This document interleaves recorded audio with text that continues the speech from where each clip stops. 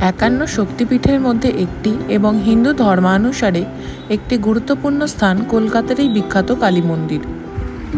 আর এই প্রাচীন কালীঘাট মন্দিরের রূপ এখন অনেকটাই বদলে গেছে।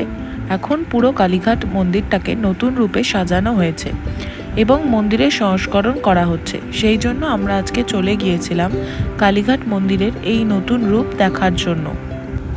কালীঘাট মন্দিরের সব নতুন তথ্যাদি দেওয়ার জন্য আজকের এই ভিডিওটা আমি করছি। প্রথমেই বলে রাখি কালীঘাট মন্দির কিভাবে পৌঁছাবেন। যারা মেন লাইনে থাকেন তারা ট্রেন ধরে চলে আসুন সোজা দমদম স্টেশন থেকে মেট্রো করে আধ ঘন্টার মধ্যে পৌঁছে যাবেন কালীঘাট মেট্রো স্টেশন। আপনাদের ভাড়া পড়বে 25 টাকা। মেট্রো স্টেশন থেকে 1 নম্বর গেট দিয়ে বেরিয়ে কিছুক্ষণ হাঁটলেই আপনি পেয়ে যাবেন কালীঘাটের নতুন স্কাইওয়াক। এই স্কাইওয়াকটি শুরু হয়েছে, এটি একদম কালীঘাট মন্দিরের সামনে এনে পৌঁছে দেবে আপনাকে। মন্দিরটি প্রতিদিন সকাল 5টা থেকে দুপুর 1টা পর্যন্ত এবং বিকেল 4টে থেকে রাত 11টা পর্যন্ত খোলা থাকে। এখানে মায়ের আরতি হয় সকাল 5:30টায় এবং সন্ধে 7টায়। আপনারা যদি ভিড় এড়াতে চান তবে পুজো দিতে পারেন সকাল 5:30টায় গিয়ে অথবা রাত 8টার পর গিয়ে। কথিত আছে এই তীর্থের পীঠদেবী দক্ষিণাকালী এবং ভৈরব দেবতা নকুলেশ্বর রূপে পূজিত হন। পৌরাণিক কিংবদন্তি অনুসারে সতীর দেহত্যাগের পর তার ডান পায়ের 4টি আঙুল এই তীর্থে পতিত হয়েছিল। পুরাণ মতে এ স্থান বারাণসী তুল্য। আমরা সকালবেলা গাড়ি নিয়ে চলে গিয়েছিলাম কালীঘাট মন্দিরে। দমদমে যারা থাকেন দমদম থেকে কালীঘাট মন্দিরের ভাড়া পড়বে 350 টাকা মতো। এছাড়াও কলকাতার প্রায় সব জায়গা থেকে এখানে বাসে করে যাওয়া যায়। বিকেলের সুন্দর লাইটিং দেখতে চাইলে আপনারা বিকেলে এসেও পুজো দিতে পারেন। পুজো দেওয়ার জন্য মন্দিরের ভিতরে এবং বাইরে প্রচুর পান্ডারা পেয়ে যাবেন। এছাড়াও মন্দিরের ভিতরে শ্যামরায়ের মন্দিরের সামনে প্রচুর ফল এবং মালা বিক্রি হয়, সেখান থেকেও আপনারা দরাদরি করে ডালা কিনে নিতে পারেন। যেতে যেতে চলুন তবে জেনে নিই কালীঘাট মন্দিরের কিছু গুরুত্বপূর্ণ ইতিহাস। কলকাতার একটি অন্যতম শক্তিপীঠ এবং বহু প্রাচীন কালীক্ষেত্র এই কালীঘাট মন্দির। গবেষকদের মতে কালীঘাট বা কালীক্ষেত্র কথাটি থেকেই কলকাতা নামটির উদ্বোধন করেছে 2000 বছর আগে গ্রিক দার্শনিক টলেমির ভারতবর্ণতেও যে কালীগ্রামের কথা রয়েছে সেটি আজকের কালীঘাট। জনসমর্থি অনুযায়ী আত্মারাম ব্রহ্মচারী নামে এক মাতৃধক একদা এখানে কালীর ধ্যান করেছিলেন। এরপর এক রাতে তিনি দেবীর কণ্ঠ শুনতে পান। তাকে বলা হয় যে তিনি যে বেদিতে বসে ধ্যান করেছিলেন সেটি ব্রহ্মবেদী, অর্থাৎ একদা ব্রহ্মা এখানে বসে দেবীর ধ্যান করতেন এবং দেবীর এই অঙ্গ পাশে কালিন্দী হ্রদে রয়েছে। এই কালিন্দী হ্রদই কিন্তু আসলে যে কুণ্ড পুকুর আপনারা দেখতে পাবেন সেটির তখন আত্মারাম নির্দেশ দেন যে নীলগিরি পর্বতে ব্রহ্মানন্দগিরি নামে একজন সাধক আছেন, তার কাছে যে কোষ্ঠী পাথরের শিলাস্তম্ভ আছে তা যেন এই ব্রহ্মবেদিতে স্থাপন করা হয়। এরপর আত্মারাম নীলগিরি দিয়ে ব্রহ্মানন্দের সাথে দেখা করেন। ধারণা করা হয় কোনো দৈব বলে সেই 12 হাত লম্বা 2 হাত চওড়া শিলাস্তম্ভটি কালীঘাটে আনা হয়। বলা হয় তখন স্বয়ং দেবশীল বিশ্বকর্মা সেখানে আবির্ভূত হয়ে শিলাকে মাতৃরূপ দেন এবং ব্রহ্মবেদিতে স্থাপন করেন। এইভাবে দেবীর স্থাপনা হলো। তখনও দেবীর সে খণ্ডিত চরণ নিখোঁজ।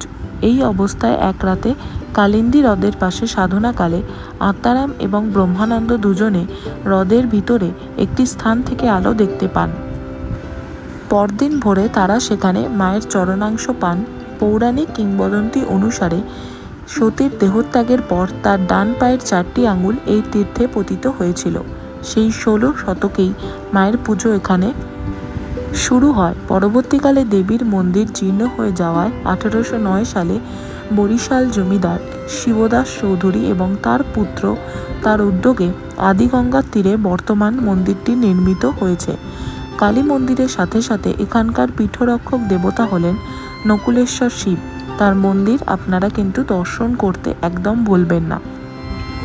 মন্দিরের পিছনেই রয়েছে বলিঘর। এছাড়া মন্দিরের পশ্চিম দিকে রয়েছে শ্যামরায়ের মন্দির। 1843 খ্রিস্টাব্দে বাওয়ালি জমিদার উদয়নারায়ণ মণ্ডল এই মন্দিরটি নির্মাণ করেছিলেন। কালীঘাট মন্দিরের ভিতরে অবস্থিত শ্যামরায়কে এখানে বিগ্রহের রূপ দেখে অপূর্ব মন ভরে যাবে। শ্যামরায়ের বিগ্রহের পাশাপাশি এখানে মা দক্ষিণা কালিকার বিগ্রহও আছে।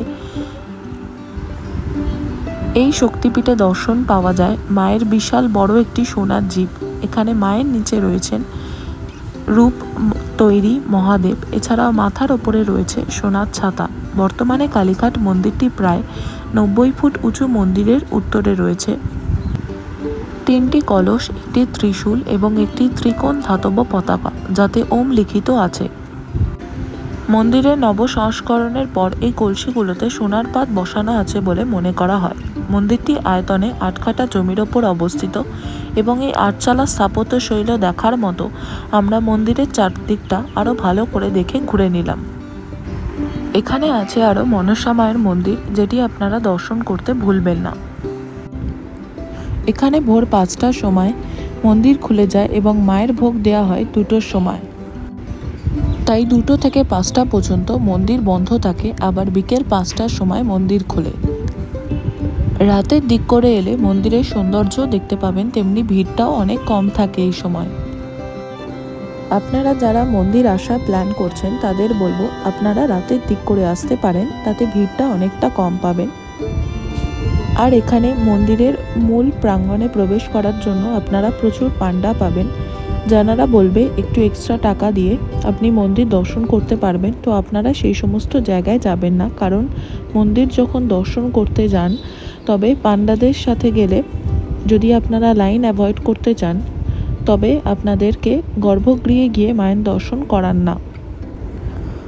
আপনারা মায়ের দর্শন যদি গর্ভগৃহে গিয়ে করতে চান তবে আপনাদের পান্ডাদের দরকার নেই। রাত্রির বেলা মোটামুটি 8টার পরে গেলে আপনারা অতি সহজে মন্দির দর্শন করতে পারবেন এবং কোনো এক্সট্রা টাকাও লাগবে না তার জন্য। যদি আপনারা মন্দির দর্শন করতে চান তবে সাজেস্ট করব আপনারা কোনো পান্ডার সাহায্য নেবেন না, শুধু মন্দিরের আশেপাশে প্রাঙ্গণ থেকে আপনারা ডালা কিনতে পারেন। তবে মন্দির দর্শন করতে গেলে নিজেরাই লাইন দিয়ে আপনারা মন্দির দর্শন করতে পারেন। চলুন তবে আজকের এই ভিডিওটা এখানেই শেষ করি। দেখা হচ্ছে পরের একটি ভিডিওতে। যদি ভিডিওটা ভালো লেগে থাকে তবে লাইক, শেয়ার এবং সাবস্ক্রাইব করে দেবেন।